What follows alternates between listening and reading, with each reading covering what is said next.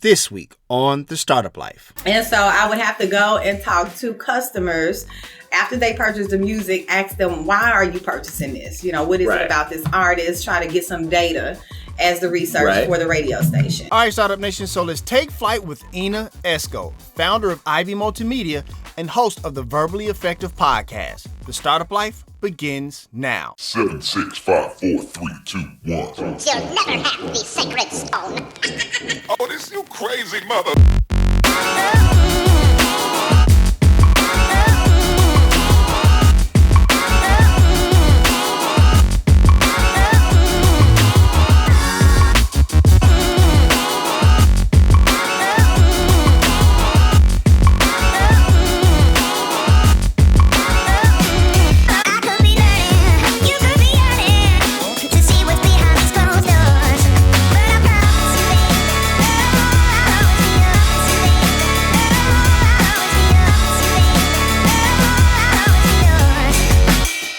Hey Startup Nation, do you enjoy the startup life?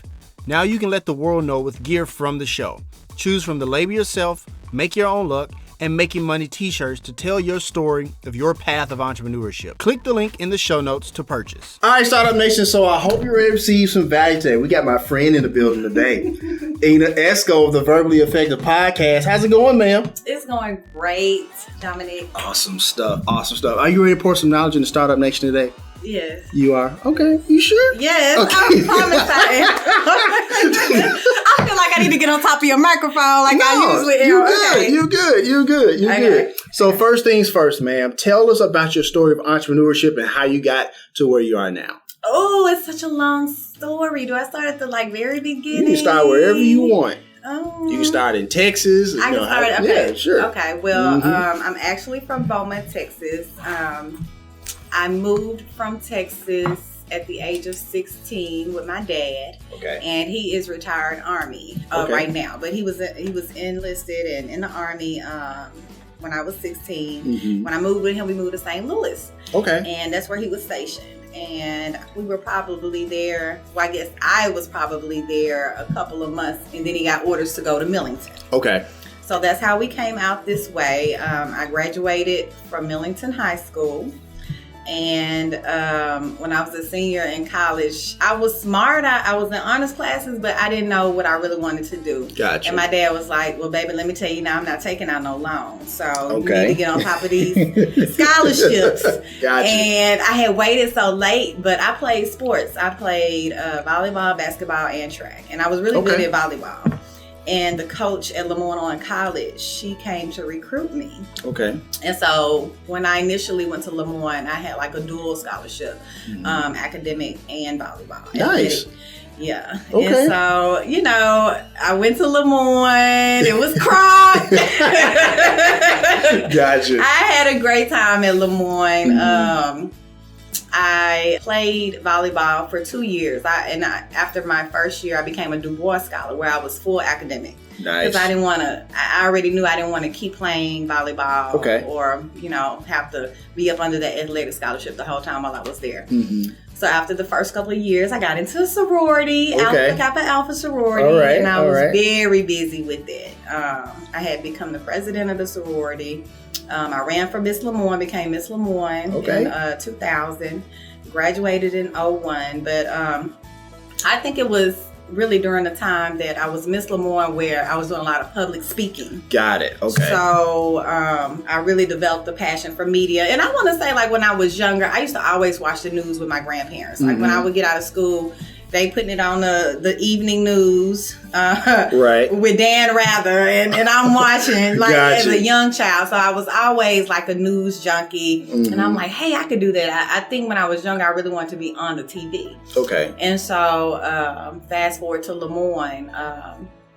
As an AKA, we used to have a lot of parties, and I ran into Devin Steele. He used to DJ our parties. Right. And I was like, hey, how do I get on the radio?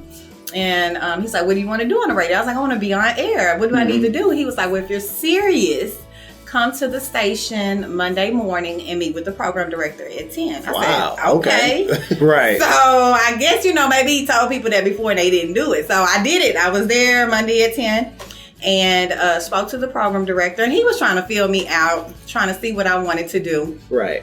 And he was like, I hear what you're saying, Ena, you want to be on the air, but I'm not going to start you off on the air. Okay. I'm going to start you off as a research coordinator.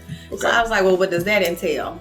Well, you're going to go to the different stores, because back then we had music stores. Right. We had to go buy our music, purchase CDs, things like that. I'm pretty sure there's a 16-year-old now don't know like, what's a music store? What's Sam Goody? Yeah. What's Pop Tunes? What's that? Pop Tunes was right. the store. Mm-hmm. And so I would have to go and talk to customers after they purchase the music, ask them, why are you purchasing this? What is it about this artist? Try to get some data as the research for the radio station. Mm-hmm. And so they would take this information and, I never knew exactly what they did with it, but I had an idea to kind of push some of the records that they wanted to play. Gotcha. So did that. Maybe it was 2 months, and then it was showtime. He was like, one weekend, he was like, Ena, you ready to be on air? I'm like, sure. He was like, okay, so tonight is your big night. It was like 12 o'clock a.m. on a Friday night. And so we kind of went over some breaks and everything. He's like, well, what's your name going to be? And I was like, China Doll. He was like, no. I was like, why not? That's my line name, China Doll. Gotcha. And he was like, Ena, believe me, you do not want your radio name to be China Doll. And I couldn't understand. They was like, a lot of strippers go by China Doll. Oh, okay. But I didn't know that. Like, Gotcha. I was like, really? He was like, even if you think it's cute, everybody not gonna think it's cute. I was like, oh. So what is my name gonna be? He was like, he had like a double XL magazine. That's like the old hip hop magazine. Mm-hmm. He's like, I'm gonna flip the pages, and wherever you stop, we're gonna choose something off of there to go with Ena. Okay. He's like, because we don't want to use your government name either. I'm like, okay. And so he flipped the pages and I stopped. It was a Willie Esco clothing ad. Right. And then it was like, cool, the double E, Ena Gotcha. Esco. And I was like, whatever. Like, I want China Doll. But we rolled with Ena Esco. That first night went great. Ever since then, I've been on the air. I started like doing weekend shifts. Nice. And that was at Flynn Broadcasting. That was Hot 107. Right. So they're still around to this day. Mm-hmm. And it was like a whole group of us. And then Devin later went to Clear Channel, and we were like, we want to go to Clear Channel too. And he was like, well, I'll try to get you guys on. And maybe within 6 months, we were like one by one going to Clear Channel. Gotcha. And that's when Clear Channel was on Union Avenue. Okay. You remember that? Yeah, I do. I do remember that. Yeah, for sure. Yeah. Let me ask you this, Ena, because, there's a lot of people who who are on that path to entrepreneurship, and they're afraid to like just go up and just ask those questions, right? So when you went up and asked Devin Steele, like, hey, what does it take to be on the radio? Like, what made you do that? Like, was it like something you had to build up to? Like, I'm just going to ask him. Like, how? I didn't have to build up to it. Okay. I knew that he was in an industry that I wanted to be in. Fair enough. And I knew he could answer my question. Gotcha. Instead of like asking my friend who really don't know and may know him. I said, well, let me just go ask him. But I've always been a pretty straightforward person to ask people questions that I wanted to know. Gotcha. But I do understand what you're saying. Right. People may be a little hesitant, right, to ask those hard questions. But I say, if it's on your mind, all questions are good questions. I hear that. All questions are good questions. I hear that. Thank you for sharing that. And so when you got that first opportunity, that Friday night at 12 o'clock. I was nervous. Okay, tell us a little bit about that. All I can remember back then is just, back then radio and right now radio is so different, because back then you were dealing with way more elements when you're live on air versus now where you can pre-record a lot of things. Gotcha. So, I think I was more so, how would I sound across the air? It's kind of like a deafening silence when you hit on air and you're live on air, Right. But I got through it, and the more I did it, it was easier. Gotcha. The more and more I did it, it was easier. But like, once again, back then everything was live. Now it's so much pre-recording, syndication. You don't know what's live and what's recorded these days. Right. It's much easier now, in my opinion. Gotcha. But I think it's much harder to get into a role like on air radio now. For sure. And I was actually going to ask you that later, but I appreciate that, that difference between when you started and how it is now, because I was curious about, because everything, industries change, roles change, whatever the case may be. So I wanted to kind of get your take on that, but thank you for sharing that. That's kind of dope. So tell me a little bit about your time at Lemoyne College. And I know you always champion being an alum there and stuff like that, but while you're supported or whatever, explain why it's important to to really hype up, the fact that it's HBCU and stuff like that. Why is that important to you? Well, it is important to me. I'll be honest with you. When I first received a scholarship to go to Lemoyne, I knew it was an HBCU, but I wasn't gung-ho on it had to be a HBCU Gotcha. I went to. Honestly, I went there because I had the scholarship to go there. But while I was there, I learned so much about African American history. Okay. I mean, that was a part of the curriculum there. And I think that is a big plus for, people that are pursuing going to an HBCU and why it's so important to learn about your history. Mm-hmm. Because as you know, the regular curriculum that you learn in school, they're not going to tell you everything. Right. So, I'm a big supporter of Lemoyne College. They really, really instilled in me, just being a proud African-American female. I hear that. Being in a Du Bois Scholar program, it was like we were like a small group of, I guess, some of the brightest individuals on campus. And we worked on different projects, learned about, more in depth in history with African American studies, and you meet so many people. It was Black people there, but it was a lot of different minorities on campus as well, and the professors were very diverse as well. But like today, you hear so much about HBCUs closing and them needing money, right? And I mean, it's not until I really became an adult where I really do see the need for people to give back and provide money to these HBCUs because, they depend a lot on endowments, for sure, the leadership to go out and get the money. So now it's like I understand that piece of it more. And I just want to be a part of them receiving funds that they need to keep the college going because they definitely need it. For sure. That is definitely an issue with funding in HBCUs these days. So, Ena, let me ask you this because, you mentioned earlier that you're from Texas, but you decided to call Memphis home. Why Memphis? Why stay here?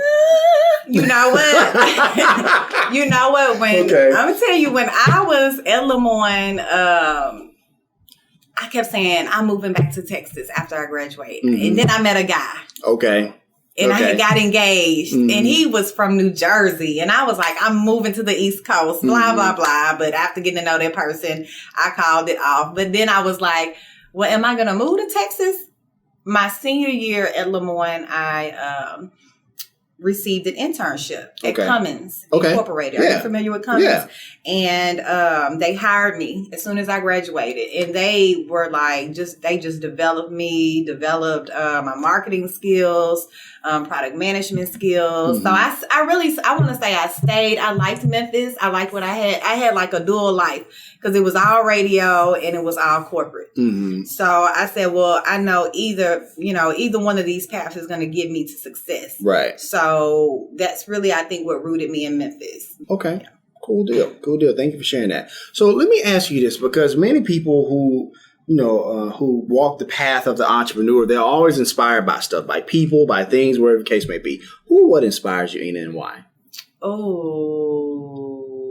Well, as it relates to media, I would say Oprah Winfrey has always been a big GOAT, inspiration. right? The GOAT. What are you saying? Yeah, for Oprah. sure. And Wendy Williams. Okay. I know a lot of people don't like Wendy, gotcha, but I've been following Wendy for a long time. She's the best to ever do it in what she does in her lane. You know what I'm saying? I know she talks about a lot of people or whatever, but I mean, if you watch her path, I mean, she's taking it from radio to her own show, like Mogul. Right. Even Oprah. All media representatives have always been an inspiration to me. I kind of want to say that I'm like a remix of Oprah and Wendy Williams. Okay. Somewhat. Okay.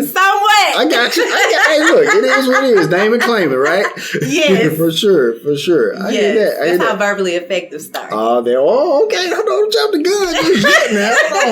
Hold on. But no, I appreciate you sharing that. And, you're right. People do have a lot to say when it comes to Wendy Williams, but you cannot deny the work ethic. You cannot deny the climb that she took from, I believe, Hot 97 and stuff like that, right? So, absolutely. Philly, yes. Absolutely. Thank you for sharing that. So, Ena, I noticed that you do voiceover work. as well, right? And so I kind of came across a few clips. Oh, Lord. Which ones, Dominique? The crystal clips. Oh, those are my favorite. The crystal clips, right? Yes. So I guess I wanted to know, what's your dream voiceover job? Like, if you just snap your finger, you're like, I want this voiceover job, what would it be? Oh, I would love to voice a character in like an animated movie. Okay. I don't know necessarily what character, but I would love to do something like that. Gotcha. Okay. Definitely. Okay, because I'm a big player of video games, and so they always have like video game voiceover stuff like that. Would you voice over a video game? I would. Do you any particular one, or you just not really? So like Fortnite. You do Fortnite? Do they talk on Fortnite?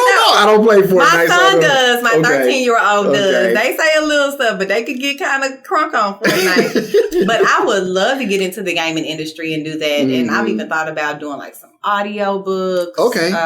Let me ask you this. When you heard the crystals spot, what did you think?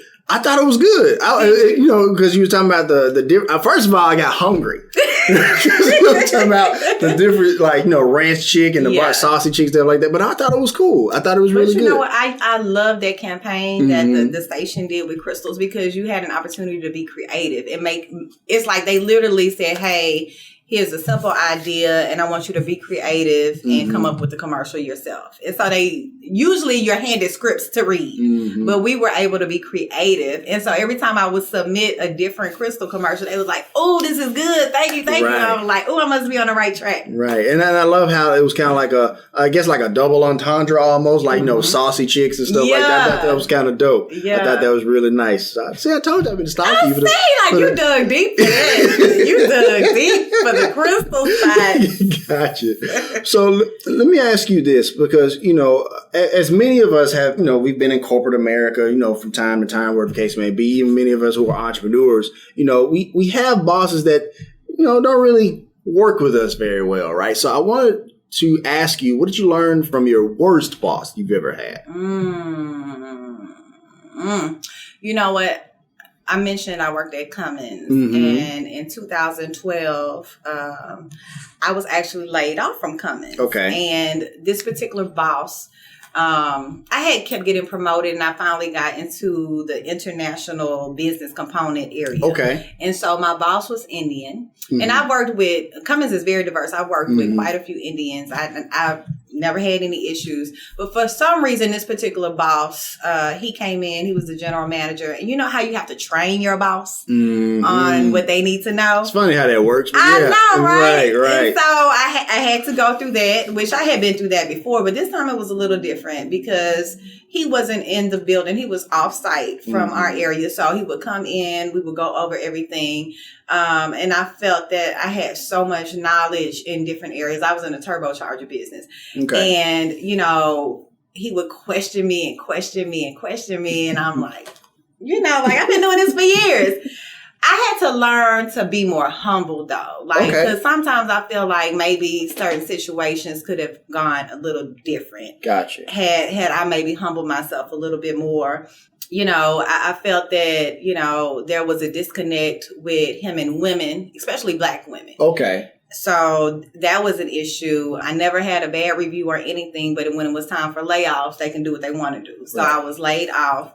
I was heartbroken. I was like, oh my God. And I just kept trying to think, what is the bigger picture here? What could I have done different? They knew I worked in radio on the side and everything. I was always there, always traveling with work. I thought I did the best that I could do. But when I look back, I think that in certain situations, I probably could have humbled myself. And you know how you think you're an expert at something and can't nobody tell you anything? Yes. Are you like that sometimes? From time to time, I am, yes. Yeah, so when I look at it now, I probably could have stepped back and listened more, could have done a few things differently. Gotcha. I hear that. Thank you for sharing that.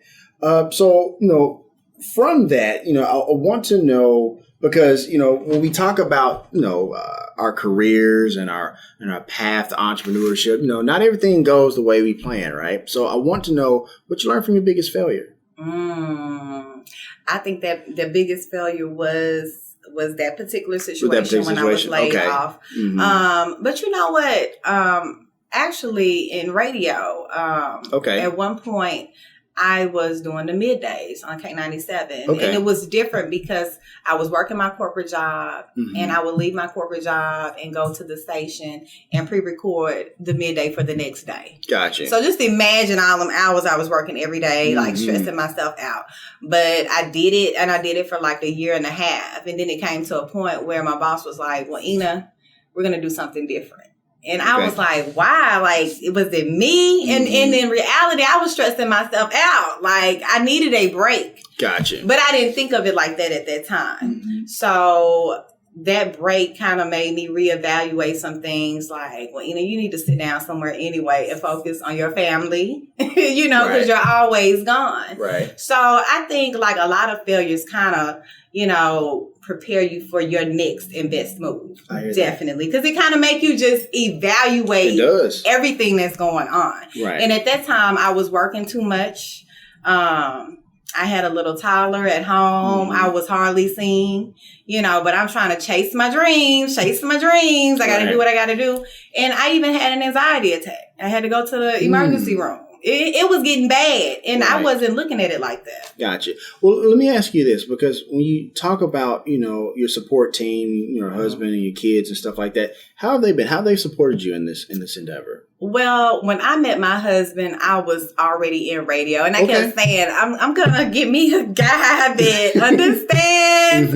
I gotta do what I gotta do, type thing. So I knew I didn't want a jealous guy or anything like that, because in this business you deal with a lot of men. It's very male dominated. Right. So I met my husband. He's very, family oriented. I really don't have any issues with jealousy or anything like that. But he's always been right there when I tell him I want to do something. Well, baby, try it. He's always been very supportive. I hear that. And my kids, I have a 13-year-old and a 5-year-old. They've grown up around the radio business. So, especially when I started this podcast, I'm not trying to fast forward, but when I started it, my son was just so gung-ho about it. It's like, yes, Mom, now you can do your own thing, So having a support system is very important, because if you don't have a good support system, I don't think what you're trying to do is going to work. Gotcha. It's going to be some holes in there somewhere. Gotcha. So when you was at Cummins, quick follow-up, when you was at Cummins and you was doing the radio station, how did you balance it? What does the average day look like? 8 to 5. At Cummins. I would leave there, go directly to the radio station. And so you would think I'll jump right into recording. Sometimes I would have to wait for my boss to load the music for the next day. So I may be there. I would probably get home about 10:30 at night, if not later. And that was a year and a half of that. Right. Gotcha. Did you feel like you was beating yourself up with like seeing your family as much and stuff like that? I did. Yeah. I did sometimes. Gotcha. Especially when I would see my son, get close up on my husband instead of me when I would get home. Yeah. Feel some type of way about that? Yes. Understood. Yes. I definitely understand that. Yeah. Well, let me ask you this, because, entrepreneurs are always talking about, professional development, always improving their craft, getting better, stuff like that. So when you hear professional development, what does that mean to you, and what are you learning now? Okay. So professional development, I think professional development is very important in any industry that you're in. Just even when I worked at Cummins, there were always like trainings that we would go to enhance our skills. For example, in marketing, we've even gone to the United Kingdom for additional training. Okay. But professional development to me is very important, especially if you want to be an expert at what you say you do. Right. I know I'm in the podcasting realm right now, but I strive to be an expert in this particular field. I started the Piebox because I want to learn from other people as well. For sure. And understand the skills that they have. What could I be doing different? What's going on in the industry? I'm always keeping up with what's going on in the podcasting industry and in radio in general. I've been in radio about 20 years now. So I've always been on top of like some of the more technical side of radio, learning new equipment with the producers, things of that nature. For sure. And not just waiting on them to tell you to do it. I hear that. Take the initiative to learn for yourself. I hear that. So we're going to go ahead and take a quick break. How you like being on the startup life? I like it. I'm running my mouth. baby. You're doing just fine. You're doing just fine. All right, Startup Nation. So I hope you get great value from Ena's content, but we got to pay a few bills. Once again, my name is Dominic Lawson. This is a Startup Life podcast, and it is powered by the Binge Podcast Network.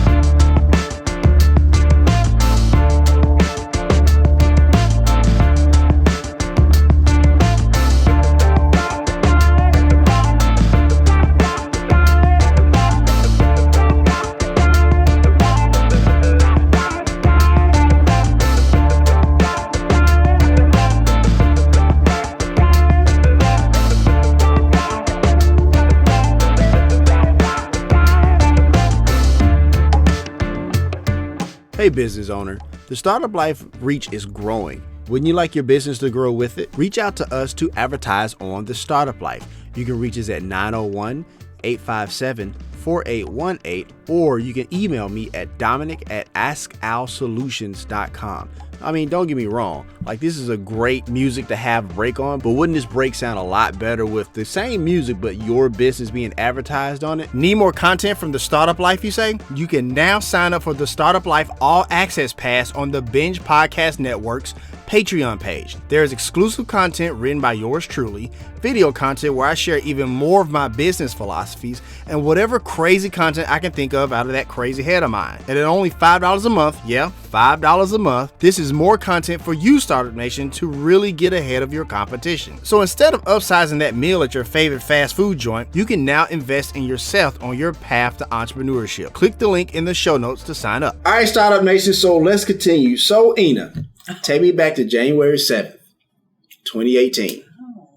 What happened on January 7th, 2018? My first podcast. Your first podcast episode. The podcasting game changed that day, right? It changed. So tell us about launch day. Tell us about why you decided to do the Verbally Effective podcast, which you can catch the link in the show notes, Startup Nation, for easy access to check out the Verbally Effective podcast. So what made you start it? How was launch day? Tell me about that process. What made me start? I kept hearing about podcast this, podcast that. I want to say I was really in tune to that word maybe in 2016. Okay. And I heard a few people at the station talking about it, but they didn't start one or anything. So I was like, let me do a little research on it. Would do light research on it. And if I was asked to be on like a empowerment panel, they'd be like, what's next? I was like, I'm going to start a podcast. But I had never started it. And that's like, let's say back to 2016.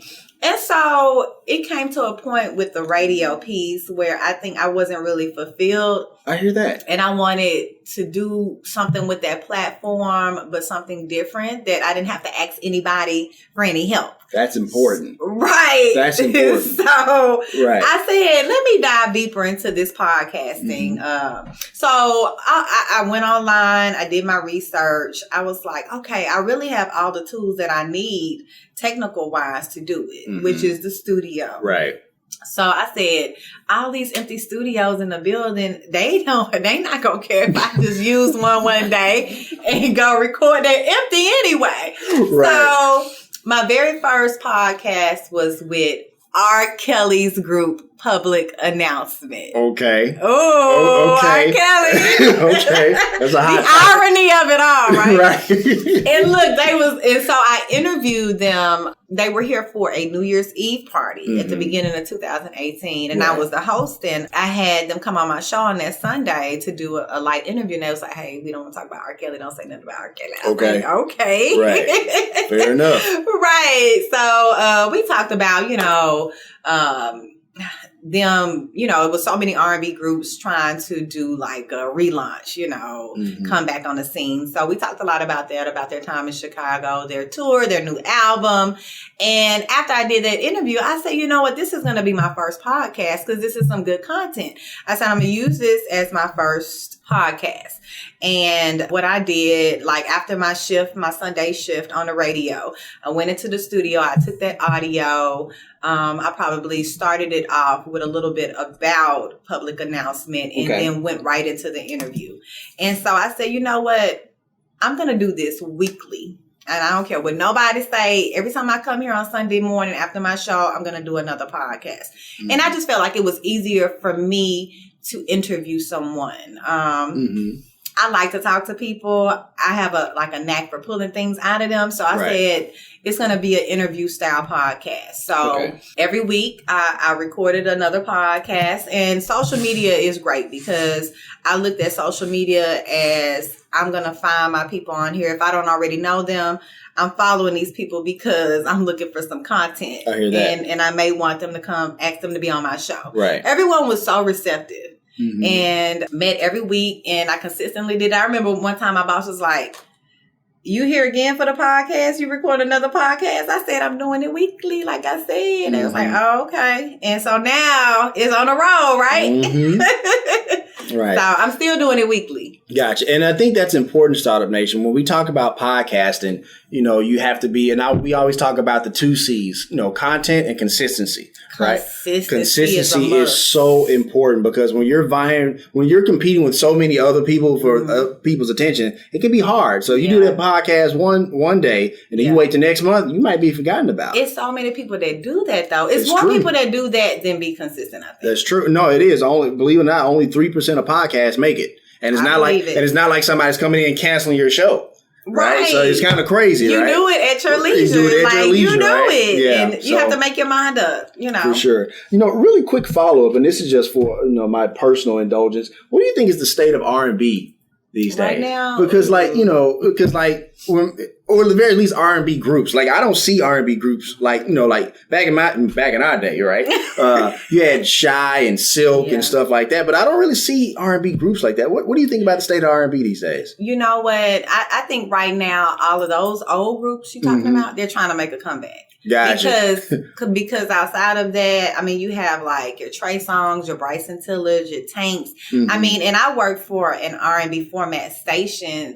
To me, it's not like you can't compare today to back then. It's just I don't think that people are checking for some of the newer talent these days, from what I'm seeing. Gotcha. But people are checking for these comebacks. Like these people are buying tickets to see like Drew Hill come back and do their thing. But the music sounds different to me. You got your younger guys like your Bryson Tillers.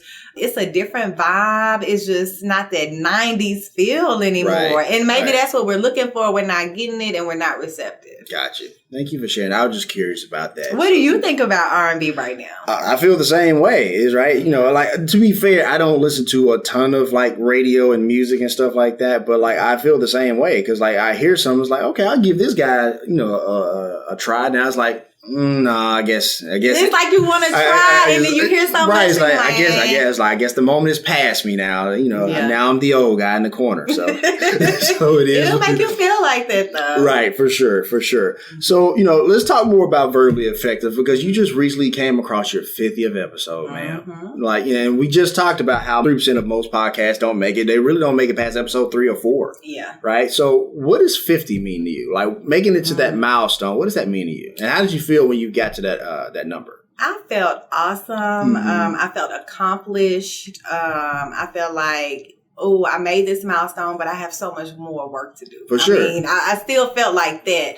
I felt proud of, the people that came and actually was a guest on my show because, believe it or not, I still keep in contact with all of my guests because once they come on a Verbally Effective podcast, it's like I want to keep supporting them and pushing them. I hear that. So I continue to keep up with my guests, recycle their information.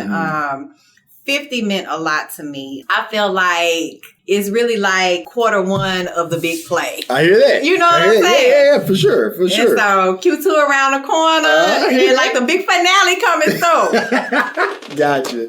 Yeah. So why Verbally Effective? Why did you call it Verbally Effective? Everybody asked me that question. I could have went with something cheesy with my name in it or something. I don't know. It was like, Verbally effective. I was writing down so many different names, and I bounced off that verbally effective to a few people. Everybody was like, that's different. I would roll with that. That's different. And then when you think about it, verbally effective, to me, I want you to be verbally effective when you come on my show, or at least by the time you leave, you will have been verbally effective, because I'm going to get you there. Okay.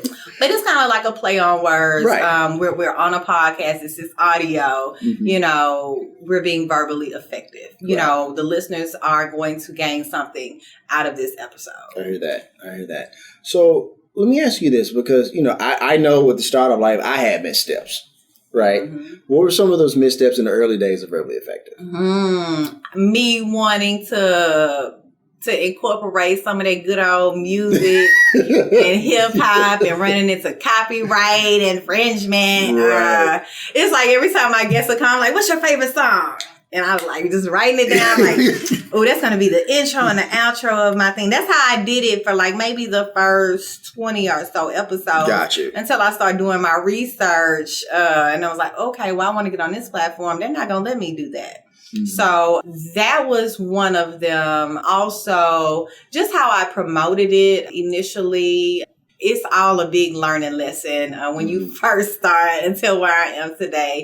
Even with the guest selection. Gotcha. When you may think somebody may be a great guest, like I said, even if I come in there, I'm going to get something out of them to get them talking. But then you find a person that you really thought was going to be awesome. They might be like, I might have to scratch that. I don't know.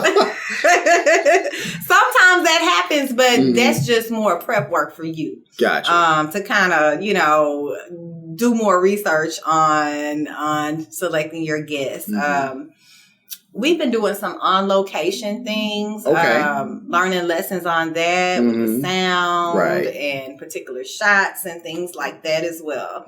So it's definitely a big learning game. You know how who are you hosting with? Who is your host? I do Libsyn. I'm with Libsyn. Okay, so you know how a particular host site may feed certain platforms, but you might want a different particular platform, so you're going to have to pay another hosting site to do that. That does that. For so sure. Things like that, you know, when you kind of trying to think big picture and, you know, really elevating your platform, I'm at that phase right now. You bring up an interesting point, and I want to kind of get this out to Startup Nation, because there's a lot of people who don't understand that when it comes to podcasting, it's not just turning the microphone and just talking. And you're talking about show prep and stuff like that, right? Tell us about that process, and like how you go through your show prep before we even turn the microphone. Tell us a little bit about that. Okay, and you know what? The show prep piece, I think, comes from my radio life, because it's not like you can easily just get on there, look at the programming, see what music coming up, and just run your mouth. Or you can give that listener more and research the artist that you're about to talk behind. Show prep is very important with a podcast, because podcasts are informational. Right. It's like, you know, like let's just say, even if I was like promoting you, Dominique, and people know key things about you, but had I not asked you these certain questions before you came, I couldn't have dug deeper. Right. You know, so all of my guests is like an interview style. So I'm definitely, like you did your research on me, I'm definitely trying to find some gems and some nuggets. You know, I'm not trying to get you. I got you. But you're trying to pull stuff out. Pull more out. Absolutely. You know, because some of these people may have already been interviewed and asked the same old questions. I want to talk about something different and go in another direction. Right. You know, but it's still about them. Right. And I'm going to go ahead and pay you a compliment. I was telling Suna this earlier. I think one of your best attributes is your engagement and your active listening through interviews, and you pull out even more. It's like, nah, we ain't even let that go.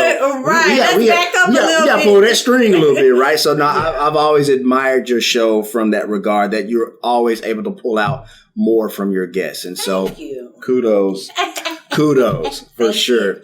So, you just reached episode 50. So obviously 100 is on, the next big milestone. So with that being said, I want to know, what's the ultimate goal with Verbally Effective at its pinnacle, right? What does it look like for Ena Esco? Ooh.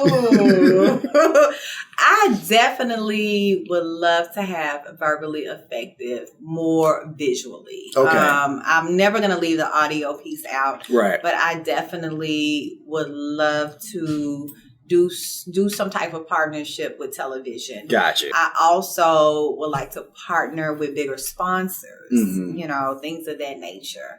I enjoy the on location things that we've been trying. That's been really fun to kind of just get in a new environment and not just be stuck in the studio. Gotcha. I would love to own my own studio. Okay. Things of that where I'm like fully in charge of this verbally effective machine, which I am now, but I need help in certain areas. Gotcha. So I definitely want to just control my entire destiny very soon, but definitely TV. Gotcha. Well, that brings us to Ivy Multimedia, right? So tell us a little bit about that. So Ivy Multimedia, Verbally Effective is up under the Ivy Multimedia umbrella. And this is my first baby under Ivy Multimedia. Right. So we have the Verbally Effective podcast. We also have the Piebox series where we're creating a community of Mid-South podcasters and learning from each other. Right. Also under the Ivy Multimedia umbrella is media training. This is something new that Ivy Multimedia is offering. Right. So, if you have an artist or need someone that needs some help in PR matters, we definitely can help with that. But we're still trying to work on that TV piece. Gotcha. So this is just different things under the Ivy Multimedia umbrella that I have packaged right now, but it's evergreen. It's steadily growing. I hear that. So it's time to brag. Because it's not just you at Ivy Multimedia, is it? No, it's not. I have a team. Tell us about Doc Suna over here, who's over here in the cut, and Mr. Jeremy. Tell us about the team at Ivy Multimedia. Okay, so Sanaa. Oh, Sanaa. I'm sorry. Sanaa. My apologies. I've been saying the wrong thing the whole time. You should have said something. It is Sanaa. Doc Sanaa Marie. All right, Doc Sanaa. Yes. Sanaa joined me last year, and I actually was stalking her on Instagram. She was away at grad school, but I had met her prior to that. She used to work at the club. And she was a hostess at the club, and that's when we first met. And we're sorors as well. We're both in Alpha Kappa Alpha Sorority Incorporated. And she was at Memphis, and I had her on the show. I saw that she was coming back. I was like, come and talk. Can you please come talk about sociology on the Verbally Effective? She was like, yes. So we talked a little before that, and when she came, we just clicked so well. And I was like, are you interested in being a producer? She was like, what does that entail? I told her. She was like, yeah. So Sanaa was actually my second team member. My first team member is Jeremy Pride. And Jeremy, I was actually on his show. He had a YouTube show called The Sauce Talks. Okay. He was the host of the show. They filmed in East Memphis. I brought my son Dallas with me. I was like, oh, you gonna come with me? I don't know what's going on. So we went, and it was like kind of like a little urban hip hop type feel, interview style television show. For sure. And so Jeremy was like, you should do some visuals for your show. I was like, I will eventually. It's like, it was the last thing on my mind. And so Jeremy had kept following up. He was like, hey, how about I just come up there and shoot, and you just let me know what you think. Okay. And I was like, that's fair enough. It's just me and him. Ain't no big deal. So did that, and he's been with me ever since. It's like, he actually first began filming when he started with me. So I can't tell you how many people book this man right now to this day. I've really seen Jeremy grow from, what was that, maybe May of last year until now. He's just gotten so great at what he does. But, he's been busy and he's been honing his craft as well. So video, pictures, he does it all. Gotcha. But that was an important piece to the podcast I was missing, I think. That added value. I hear that. I hear that. That's very important, StatupNation, when Ena talks about that added value piece to a podcast. No, I appreciate you sharing that for sure. Tell us about Piebox. Oh, Piebox. I was like, I know there are other people that podcast. in the Mid-South. I was like, well, I'm just going to put it out there. It's like, once you start podcasting, you tend to like try to follow and find other podcasters. Well, at least I did. Right. And I said, well, we need to have an event where we can all come together and learn from each other. So I had a relationship with the owners at Havana Mix. And I asked them, I was like, well, can I have an event here with other podcasters? They was like, sure. I was like, well, perfect. So we did the first one. It went well. I probably invited maybe 4 to 5 podcasters. Everybody came. Everybody loved it. And they were like, well, we'll be doing another one. So I've been doing them, I want to say like every 2 to 3 months now. So we did the second one. I learned about you, invited you, and you came and shared so much knowledge. Thank you for having me. I appreciate it. Everybody's still talking about you, Dominique. Yes.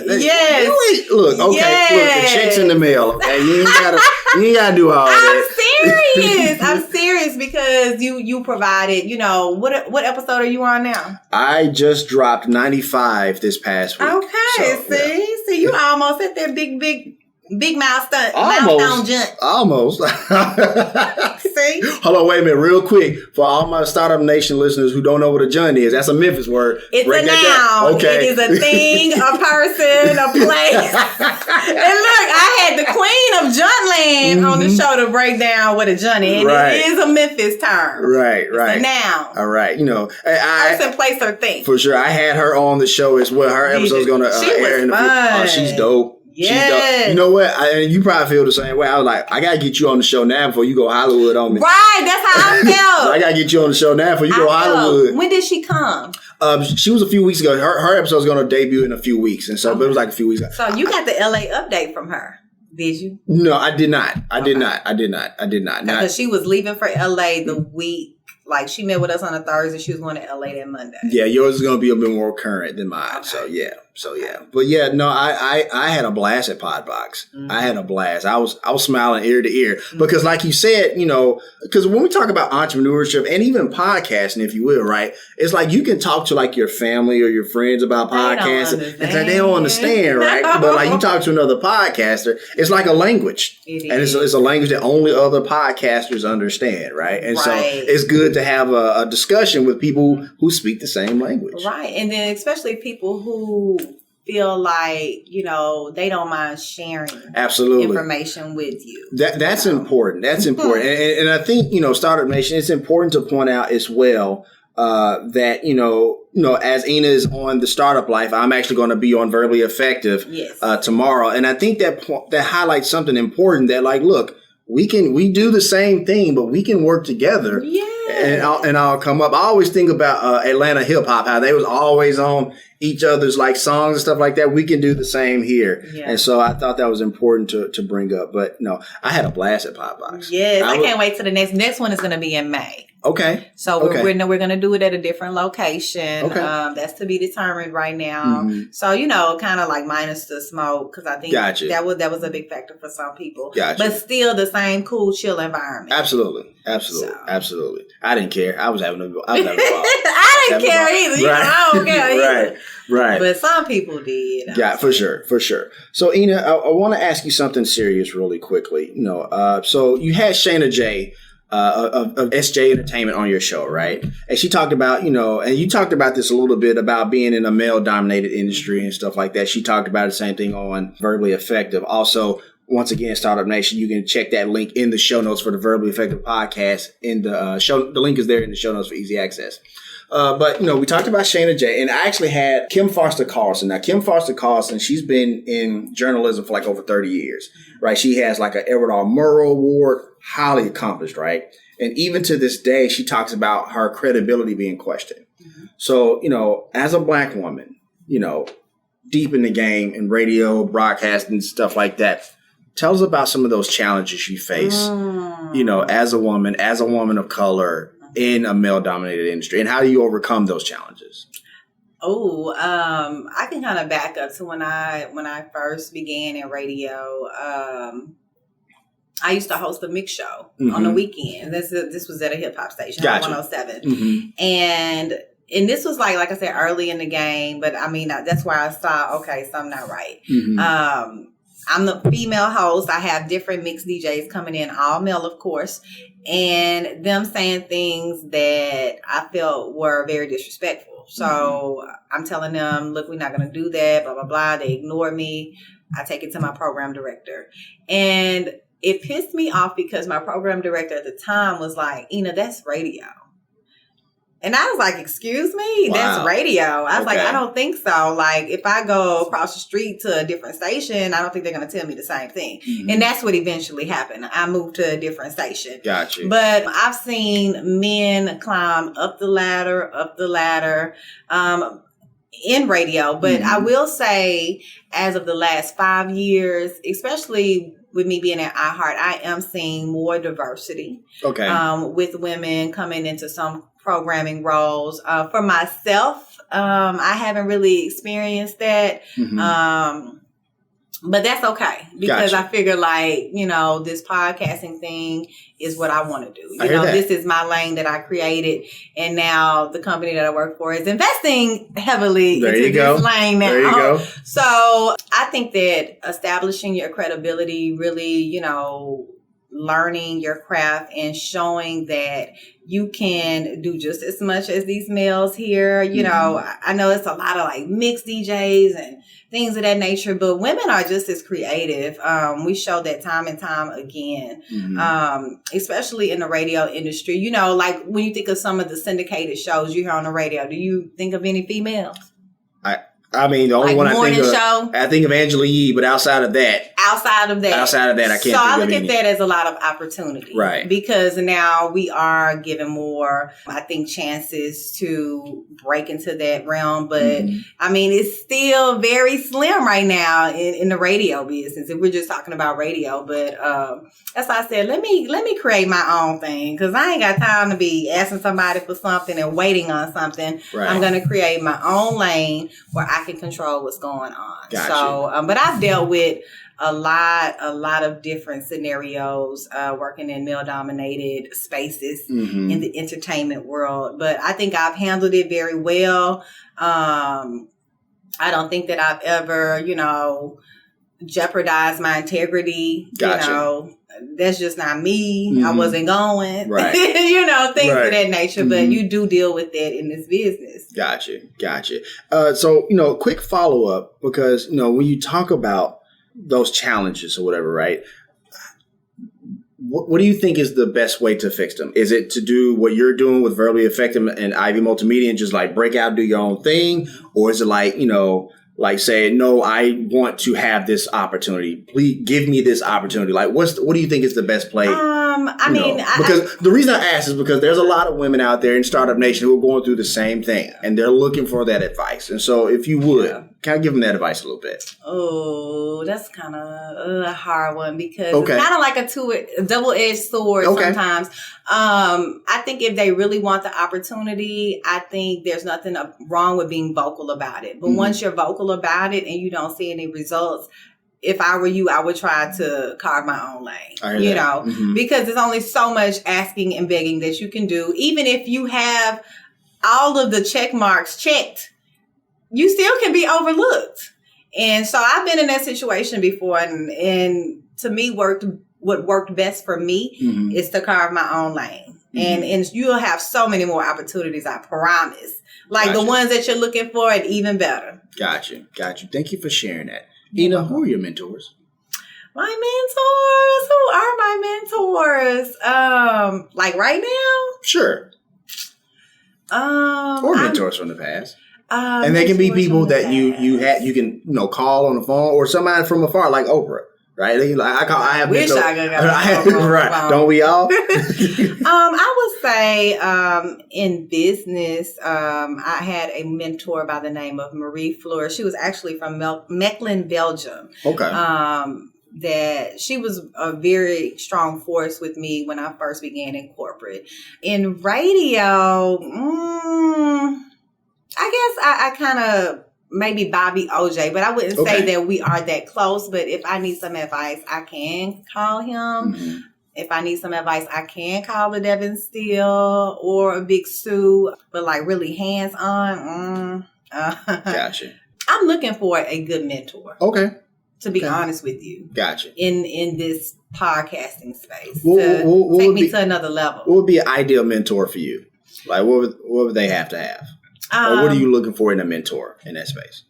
Someone that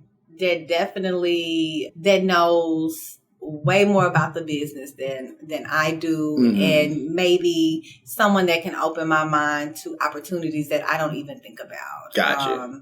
Like I said, I wanted to get more into the television side. Right. Maybe they have some insight on that, and maybe they have some insight just listening to what I've been saying, who I could partner with to help me grow. Gotcha. Thank you for sharing that. And, you know, the thing is, I'll tell you one thing I really like about podcasts and how it's a growing space. And I think me and you and a lot of us here in the city of Memphis are in a good space because podcasting is growing. It's really growing. And when, you know, Spotify bought Gimlet Media and Anchor, that solidified our industry. So I'm pretty sure those mentors are going to stop popping up left and right. I hope so. For sure. So, Ena, I believe all entrepreneurs have a superpower. What's yours and why? I think my superpower is kind of like what you mentioned earlier, pulling something out of you. I always feel like I've had the gift of communication. For sure. Just really effectively listening to what you're telling me and trying to dig a little bit more. Gotcha. I really think that is my superpower. Absolutely. But before I ask the last question, I just want to say thank you so much. You're welcome. For coming on the show. I hope so. Looking outside of this beautiful view, ladies and gentlemen of the Startup Nation. Y'all, I wish I could see what I'm looking at. Beautiful Memphis from his high-rise office space. Right. I appreciate that. So I'm actually going to turn the microphone over to you. Yes, because there's somebody out in Startup Nation who they feel stuck in their business and they're afraid to move forward, or they're afraid to start something new like a podcast and how you ventured out on your own. They're afraid to do that. Give them a little motivation today to say, you know what, it's okay. You can do it. You know what, person out there that feels like that, I feel like that too. It's like you have to make up your mind to take that very first little step. And for me, it was like, okay, I know I'm going to talk with public announcement. I'm going to make this my first, because I didn't know where to begin really. So I did my research, but actually sitting down and putting together that plan, that big plan that's in your mind, it can be a little daunting, So I advise you to, whatever it is you want to do, have your research down pat and take that first step. Believe me, that first step is going to lead to the next step. And be consistent. We talked about consistency today on the pod. That is so important because as you're consistent, you're going to get so much better at what you're doing. You're going to learn new things. You're going to, develop all these superpowers and things of that nature. So taking that first step and being consistent is my advice. Gotcha.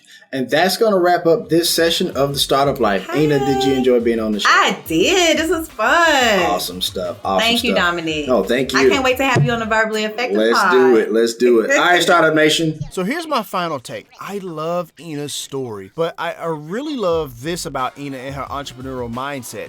She saw while she was in radio for a while that podcast was going to be the new wave, and she dug in early. And I really think that ultimately that's going to prove very vital for her and her business. And as far as Ivy Multimedia, I love how she has a multitude of ideas and how she's building out not only, her company, but her team as well. She understands more than anybody that building a great team around you is just important as the company itself. If you want to let us know what you think about the show, have an idea for a show topic, or like to advertise on our show, please send us a message on the Startup Life Podcast Facebook page. And while you are there, like and follow our page as well. It's a way for us to engage with you, Startup Nation, and really grow our community. The link is here in the show notes. Subscribe to the show as it can now be heard on Apple Podcasts, Google Play, Stitcher Radio, Spotify, or whatever your favorite platform to get your podcast on. If you are listening on Apple Podcasts and you find our content valuable, please give us a 5-star rating as it will help us climb the charts and help more people find our show. Also, don't forget to sign up for the Startup Life All Access Pass to get exclusive content. This is exclusively on the Binge Podcast Network's Patreon page. And hey, if you have an idea, be about that life. The Startup Life. I could be there. You could be